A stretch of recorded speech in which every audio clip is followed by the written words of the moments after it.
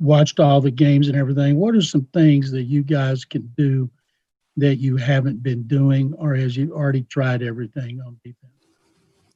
I mean, I don't think it's anything groundbreaking besides playing in our gaps and tackling. I mean, that's it. I don't think there's any like magic potion we need to sprinkle on it. We need to do our jobs and we need to tackle. That's it. Greg Bailey. JJ, where do you go when the game gets extremely frustrating? We could all see that and hear that after the last game. Do you double down? Do you just kind of go to a space where you can kind of deal with this, and then as the week goes on, kind of regroup and get after it? I go to work. It's the only way I know. I've said it before. It's the only thing I know is to go to work. I know that not working or working less isn't going to solve it. So watch the film, work out, try and find ways to get better. And how do you kind of process the frustration that you feel? Hitting people. Thank you. Aaron Wilson. Hey, JJ. We were talking with Brack earlier about tackling and how it's difficult to practice that without risking injury. And obviously you don't want to go to the ground, tackle your teammates, and then someone's unavailable or you hurt yourself tackling. What do you think can be done to fundamentally improve the tackling? And thinking, this many years, there really haven't been this many missed tackles in this defense. Normally it's been a sound operation. What's your take on the tackling issue at all three levels of the defense? You just got to make it happen. I mean, all 32 teams are dealing with the same issue there. I mean, all 32 teams have the same offseason. All 32 teams don't tackle in practice during the week because they don't want to get their guys hurt, which obviously makes sense. But everybody's dealing with the same set of circumstances. So it just comes down to actually making it happen. Hey, JJ, when you look at their offense, the personnel of the Packers, Aaron Rodgers, Aaron Jones, the players they have, what jumps out to you about some of the guys they have and the challenges of competing with them? Yeah, they're very skilled. Obviously, Aaron Rodgers is an incredible quarterback. Been doing it for a long time at an extremely high level. Their running backs are very good. I think that they obviously have great running backs. And so what you have to do is you have to play sound football. Like I said, we have to make sure that we do what we're supposed to do. We have to do our job. We have to play our gaps. We have to tackle. And sometimes it sounds simple and basic, but sometimes you just have to do the simple and basic things good. And that's what we got to do. Sarah. JJ, I know we've talked about when you went up to Packers training camp as a kid, how you watched them on Sundays. But when you were in the backyard, did you specifically grow up imagining yourself playing for the team?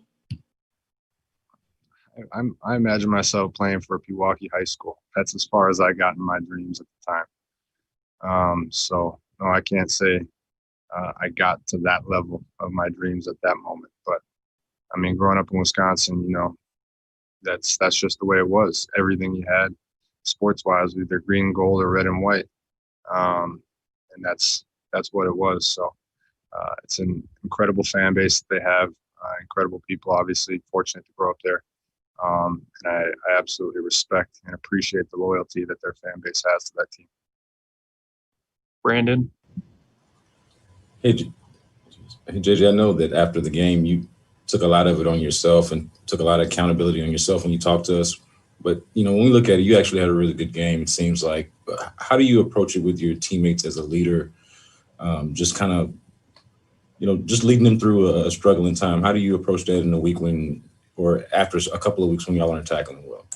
Yeah, I appreciate it. Thank you. I don't look at the game from an individual standpoint in terms of success or failure. I look at it in terms of the overall defense and team standpoint. So me having a good game, but us losing means nothing.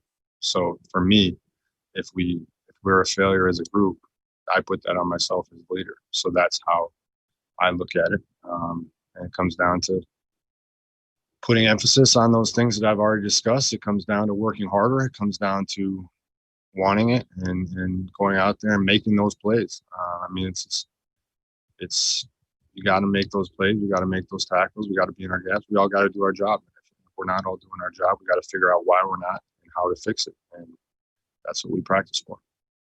Brian Smith. Hey, JJ. This is a question that would have been unthinkable just a few years ago. And I don't know if you hear any of this at all, but there's a lot of talk out there, that maybe this team should trade you at this point. Not any indication of how you're playing, but just where it's going with the team. What do you think about that? I mean, how I know it's a big question, but how committed are you at this point in your career to seeing this through this season and maybe the idea that it could take a couple years to really get to a Super Bowl level again with this franchise? My goal since I got here was to bring a championship to the city of Houston. That remains my goal until the day I'm not a Houston Texan anymore. That will always be my goal. So that's what I'm working towards. That's what I'm working towards today, and that's what I'll work towards tomorrow. Thank you. Sarah?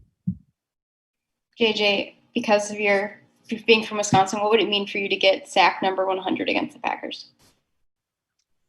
A lot of people have been talking about the 100 lately, and I appreciate the questions, but I think that for me, it's not nearly as big of a deal as somebody may think, because I think it should. I mean, it should have happened 3 or 4 years ago. And so obviously with everything that happened and all the injuries and stuff, it didn't. But for me to have 100 in year 10 doesn't really register for me, because I feel like I should have been there a lot earlier. So it'll be cool whenever it comes, but I'm just focusing on winning. I just want to get a win. John? JJ, what has been the hardest thing for you to come to grips with about the way you guys are playing defense? I mean, I said it after the game. The hardest thing for me to come to grips with last game was the fact that we had an opportunity to win the game on defense and we didn't do it. That's the situation you want to be in as a defense, and we didn't do it. So that's the hardest thing. When your offense plays well enough to win and you have an opportunity to win the game and you don't do it, that's what's hard to come to grips with. But it happened. That's what happened. So you have to deal with the situation you're in. And all I can do now is work and go out there and work towards this week and try and get a win this week. Aaron? JJ, anybody that plays sports, not everything's going to always go your way. You guys have had a tough season so far. What is the mood like inside the locker room as you guys try to just win more games, be more successful, and keep your confidence up after games like this past month? Yeah, guys are working.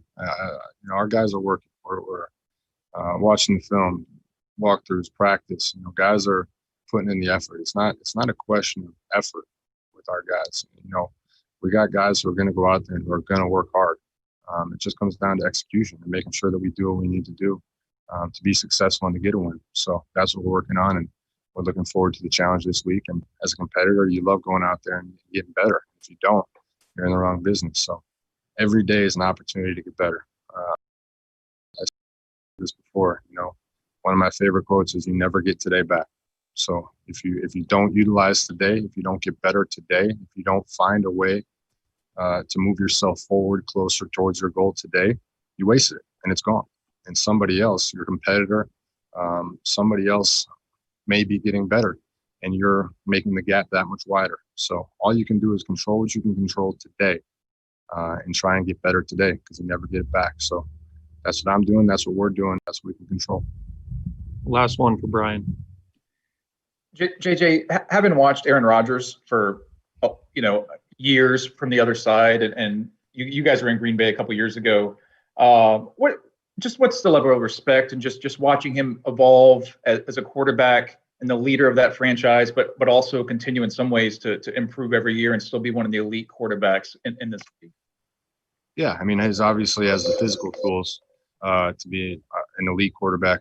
Obviously, that's no question. I think that he's also extremely smart. I mean, the guy knows where to put his offense. He knows where to position guys. He knows the checks to make. He knows how to manipulate everything from the snap count to audibles to everything. So I think when you put those things together, that's the rare combination that makes guys get to the level that he's at. And there's obviously very few of those around, and there have been very few of those throughout the league. So I think that's what makes him great, makes him challenging to go against. And you look forward to that opportunity as a defender to play against a guy at that level because you respect it, but you also look forward to competing against it. Okay, thanks. Thanks.